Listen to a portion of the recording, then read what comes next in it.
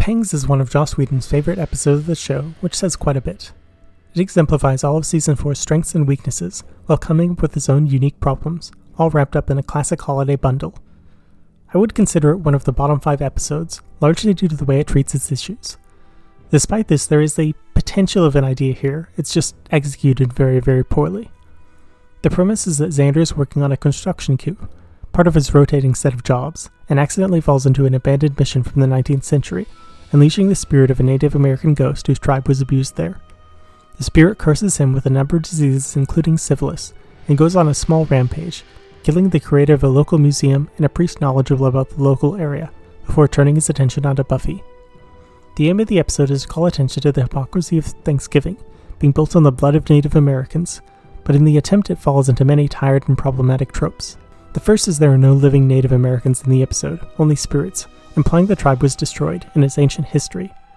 That is, however, not accurate, as the Chumash tribe depicted are real and are local to the Southern California area, with estimates of a few thousand around today. This all plays into the trope of the ancient Indian burial ground, which was well trodden by the late 90s.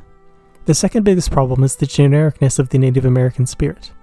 They transform into various animals, speak in generic English, and in general are a basic stereotype, with nothing specific to the Chumash tribe. It's also a shame to have him speaking English instead of subtitled Chumash, which have added a little bit of authenticity. This episode also aims to have conflict within the group, with Willow firmly on the side of the spirit, Giles on the side of the slang, and Buffy stuck in the middle.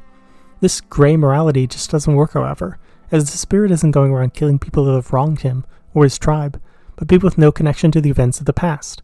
Buffy says she feels bad and hesitates, but ultimately they're just a ghost repeating their past pain, exacting vengeance on innocence. It's very similar to the ghosts in I Only Have Eyes for You, which Buffy would have definitely killed if she could have.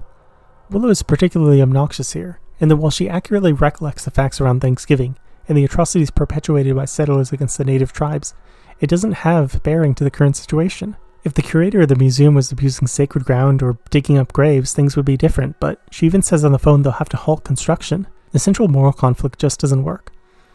There are other things going on in this episode, however, including a giant stalkery cameo from Angel, on immediately after Buffy. It feels very cheesy, and his role in this episode is just bizarre. He shows up to help Buffy because he's received some vague warning, but there have a dozen other times this season where her life is in danger and he doesn't show up. There's nothing to make this incident special. He also insists that her friends don't mention him because it would make things too hard or something. Overall, it feels like a really cheesy appeal to fans without greater purpose. There's even Willow's line about Cordelia working for him, again advertising his show in a painful manner.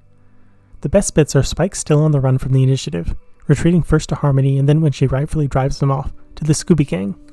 He gets a few decent lines and we get a hint of his role for the remainder of the season. While there are a lot of bad points about the episode, there are a few good comedic moments, although, like most of the rest of the season, they're very slapstick. I don't know why they decided the college year was the time to go more goofy, but it's definitely very hit and miss. There are also some good moments with Anya, showing her increasing devotion to Xander, helping to build the relationship in a relatively organic way. But on the flip side, Willow is swapped entirely from mourning Oz to being single-mindedly devoted to the Native American cause, and while elements of this feel in character, as a whole the change is too drastic. Overall, the episode is on such a shaky base that even the few positive traits are outweighed by the sheer magnitude of mistakes, but at least it's relatively entertaining, like a car crash between two clown cars, where each moment has a little something to laugh about, then more in the sheer pain that's on display. I hope you've enjoyed this review. Subscribe if you'd like to see more, and as always, be well.